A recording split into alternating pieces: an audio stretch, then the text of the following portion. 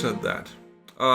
Once again, my book. I'm going to push this because you need to buy my book. You need to read my book because you'll see things that continue to happen, and the techniques are always the same. They have not come up with a new technique. The techniques I describe in my book about how they go about twisting politics and whatnot and distorting reality continue to be true.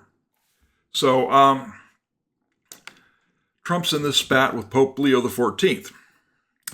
And again, this was on Palm Sunday, a couple weeks ago. Pope Leo says God does not listen to prayers of those who wage war. Pope Leo XIV on Palm Sunday sharply condemned war and the use of religion to justify violence. I'm not in favor of religion justifying violence. I don't think that's a good idea. Of course, Islam is all about religion justifying violence. Saying during Mass in St. Peter's Square that God does not listen to the prayers of those who wage war. I kind of expect better of the Pope, since a bunch of the Old Testament is God listening to the prayers of people waging war, often waging war on his orders. Yeah, I don't go to the Pope for global politics or advice on, I'm about as Catholic as Carrie Prejean Bowler is. She's not, she's a nutcase.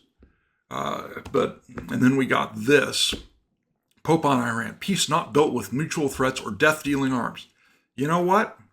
Peace is when it comes to wars between countries, peace is usually dealt with or built on with death-dealing arms. It's the way it works. There was World War I, there was World War II. Peace always comes after death-dealing arms. I looked in vain on the Vatican News website for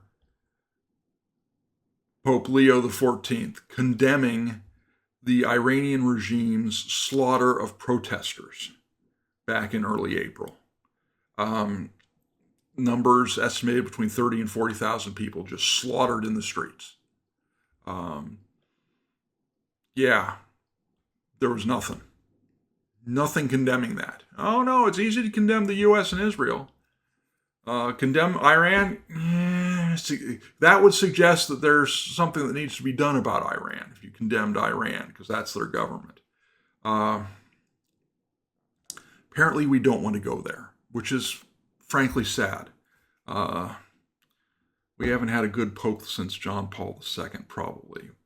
The German guy, what was his name? He was kind of okay. They don't make him like Pope John Paul II. PolitiFact weighs in. This is today, published today, just a few hours ago. Donald Trump stated on April 12, 2026, in a Truth Social post, Pope Leo XIV thinks it's okay for Iran to have a nuclear weapon. Pants on fire. So let's look at our analysis here.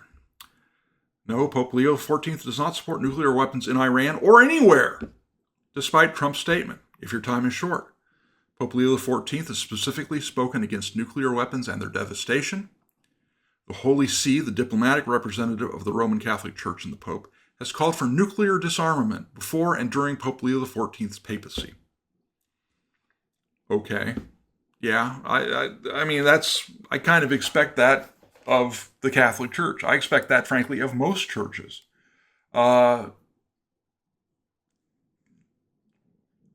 Jesus Christ has not returned. And until he does,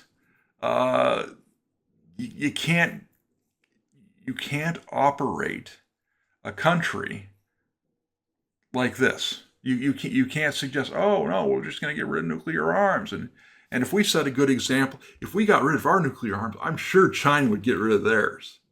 Russia too. Yeah, we have to set an example. That is extremely naive. I mean, almost unbelievable. In June 2025, the Pope called for a world free from nuclear threat and appealed for peace between Iran and Israel. This quote jumped out at me. It's like, The commitment to creating a safer world, free from the nuclear threat, should be pursued through respectful encounter and sincere dialogue to build a lasting peace based on justice, fraternity, and the common good, Leo said. No one should ever threaten the existence of another. Death to America. Death to the great Satan. Death to the little Satan. The Iranian regime is not interested in peace. They are a Islamic death cult seeking to bring back this seventh imam or something and the end of the world. And to do that, it requires them to kill a bunch of Jews. And some Americans too, apparently it would be nice. You can't negotiate with it. And that's something I hope that Trump is quickly learning through these negotiations in Pakistan or whatnot. You're not going to negotiate that. And that's one of my worries. I'm for regime change in Iran. I think bombing the snot out of them and trying to bring down that country, the country's rulers, is a great thing. I think if we return to an Iran that was more like the 1978 Iran, would be great for the Middle East and the world. My worry is that Trump is going to go halfway and quit before the job is done. I think the job could probably be done without us putting boots on the ground, but we definitely need to give some arms to the Iranian people. We can bomb the snot out of the Besiege and the Iranian Revolutionary Guard Corps and let the Iranian people with small arms take care of the rest of them. But that's my view. That's where I'm worried about it. But this fact check, our ruling. Trump said Pope Leo XIV thinks it's okay for Iran to have a nuclear weapon. The Pope has said the opposite. He has specifically spoken against nuclear weapons and their devastation. The Holy See, the Pope's diplomatic representative, has called for nuclear disarmament before and during Leo's papacy, and in 2017 signed the UN's Treaty on Prohibition of Nuclear Weapons. Trump's statement is inaccurate and makes a ridiculous claim. We rated pants on fire. And this is where the fact checkers expose their bias and their intellectual dishonesty. PolitiFact is capable of nuance. They're capable of understanding that what you say and what you do are two different things. I fully expect Pope Leo to say what he has said. Cool with that, I understand it. I understand where he's coming from. But I also understand exactly what's Trump saying, and so does PolitiFact, but they are unwilling to connect the dots because they'd have to give him a mostly true at the very least. Because the only way that Iran doesn't get a nuclear weapon is if the U.S. or Israel, because Europe's frankly shown itself to be impotent in recent weeks, is if the U.S. or Israel stops them. That's the only way. So if you are unwilling to allow the U.S., if you think it's bad that the U.S. and Israel are bombing them and attempting to stop them from getting a nuclear weapon, then you think it's okay. It's like, Eric Swalwell, just minutes before I went on the air, announced that he's resigning from Congress. Good. Apparently there's a lot more where the initial reports came from on his womanizing and sexual assaults and all that other sort of stuff.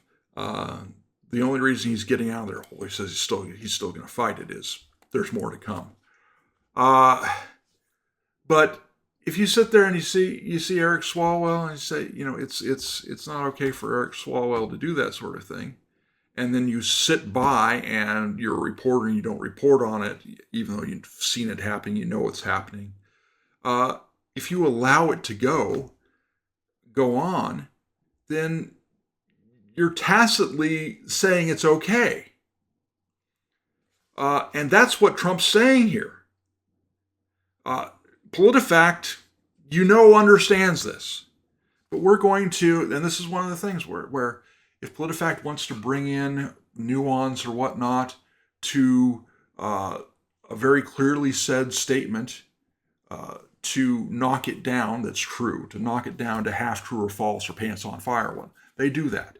But also if they want to ignore the obvious so that they can give Trump a pants on fire, they do that too. So this is what Trump has said is probably mostly true, because Pope Leo refuses to Leo the 14th refuses to endorse anything to stop it. Oh, it's not right if you go and sexually assault a woman, but he's standing right there, and if he won't step in to stop it, then he's kind of saying it is okay. Or if there's a group beating up an innocent bystander, a pedestrian or something, they get out of a car and beat the snot out of a guy because he's they don't like the way he looks, and Pope Leo says that's wrong, but he's standing there and refuses to and condemns other bystanders who step in to stop it. Then he's tacitly supporting it. Or at least it's not serious enough to do anything about. I'm going to sit here, posture and preen, but not do anything. So there's lots of that. There's lots of that in my new book. I talk about this sort of thing, which, and it frustrates me. I really do wish I could sit there and give a lecture to a bunch of these fact checkers about, look at what you're doing. Because they don't even realize what they're doing most of the time, I don't think. Because they are in this impenetrable bubble. Seriously, it's mind-blowing how they can't see past it. Thanks for watching this clip from the Hoistery On Air broadcast. I encourage you to follow me on Substack, Twitter, Facebook, and YouTube. I want to thank you for your support. And please feel free to watch another video or 2 or 3.